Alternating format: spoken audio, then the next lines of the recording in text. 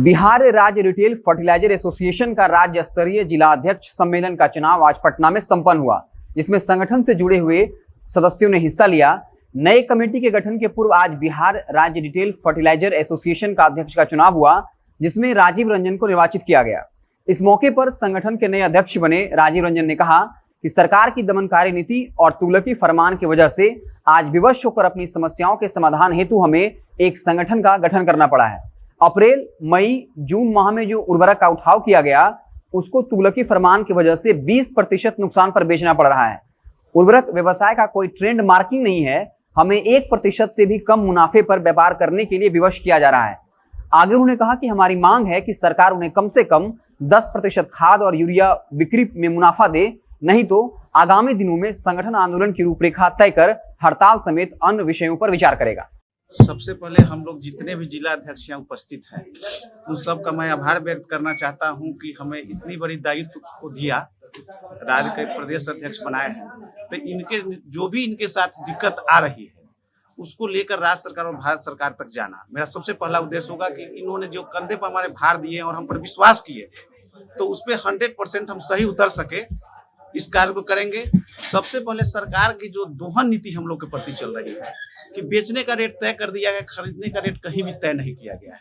तो सरकार से सबसे पहला मांग मेरा यही है कि जब बेचने का रेट हमारा निर्धारित है, तो खरीदने का भी रेट हमारा निर्धारित कर दिया जाए। हाँ, कोर्ट में याचिका हम ऑलरेडी दायर कर चुके हैं। अगर हाई कोर्ट से नहीं होगा तो सुप्रीम कोर्ट तक जाना पड़ेगा, हम लोग जाएंगे। लेकिन इस लड़ाई को हम लोग जब तक नहीं छोड़ेंगे तब तक कि निर्णय हमारा नहीं निकल जाता। ऑडिट करने जी सरकार से बात करने की कोशिश की, लेकिन सरकार हर बार आश्वासन, कहीं भी कुछ हो नहीं रहा है। हम लोग बिहार सरकार के कृषि मंत्री से लेकर भारत सरकार के कृषि मंत्री जी तक जा चुके हैं, लेकिन कहीं भी आश्वासन के अलावा हम लोग को कुछ हाथ लगाना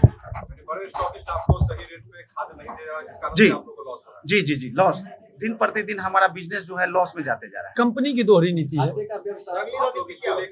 जी। अगली रणनीति आज तो हमारे सबसे पहले हम लोग जिला में अपना गठन किए थे। जिला के बाद राज्य में हमारा कमेटी बन गया है, जिसका सब लोगों ने हमें प्रदेश अध्यक्ष बनाया है। तो आगे हम लोग एक बार सरकार का जो है वहां पर जाएंगे, वो हमारे अगर निदान निकालते हैं तो निकालते हैं, नहीं तो हम लोग कोर्ट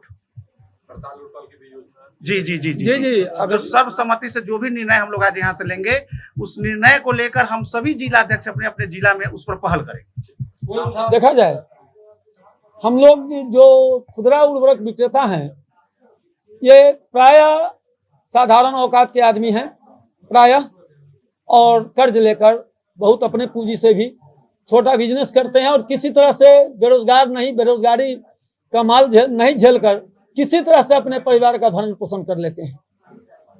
एक बोरा डीएपी हम 1200 में खरीद कर 1190 में खरीद कर 1200 में बेचने को सरकार विवश कर रही है, जबकि एक सब्जी बेचने वाला 20 रुपया केजी में परवल खरीदता है और 40 रुपये में बेचता है। तो एक तरफ सरकार देखती है कि 20 रुपये पर 20 रुपये नफा हमारा लागत कॉस्ट है।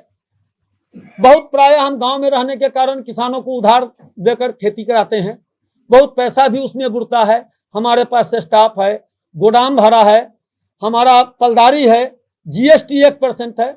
अभी जो गवर्नमेंट कहती है 266 या 1200, हम 100% उसको अनुपालन करने के लिए तैयार हैं। लेकिन हम लोग बार बार सरकार से मांग करते रहे हैं कि हमारी आर्थिक स्थिति जो है और जो परिस्थिति उत्पन्न है, उसकी एक उच्च स्तरीय टीम बनाकर समीक्षा की जाए, क्योंकि भारत सरकार का यह नियम है कि कोई भी व्यापारी 10% से कम पर व्यापार नहीं कर सकता है। जब 8% आप हमसे इनकम टैक्स लेते हैं, तो हमको भी 8% मुआवजा दीजिए। हम भी भारत सरकार के डीलर हैं और जन वितरण प्रणाली का विक्रेता भी भारत सरकार का डीलर है। जी दिक्कत है या नहीं? अभी हमको 258 रुपये में यूरिया मिल रहा है एफओआर में, कहीं 260 रुपये में भी दे रहा है, 266-50 में ये लोग कहता है बेचने के लिए। अब देख लिया जाए कि 258 में यूरिया हमको मिला, तो 3 रुपया हो गया पलदारी उतराई, और 3 रुपया हो गया 1% से जीएसटी, तो 64 रुपया हो गया। उसके बाद मेरा मजदूरी हुआ, मेरे पूंजी का कॉस्ट हुआ, बैंक का लोन है, गोदाम भाड़ा है, स्टाफ है। आखिर एक बोरा यूरिया पर समीक्षा किया जाए तो 10 से 15 रुपया हम लोग लॉस लगा के यूरिया बेच रहे हैं, फिर भी किसान की सेवा कर रहे हैं, सरकार के आदेश का पालन कर रहे हैं। उसके बावजूद भी हम लोगों पर बिना कौच के निरंतर एफआईआर हो रहा है। जांच के नाम पर पदाधिकारी सरेआम लूट कर रहे हैं, हम लोग का शोषण कर रहे हैं।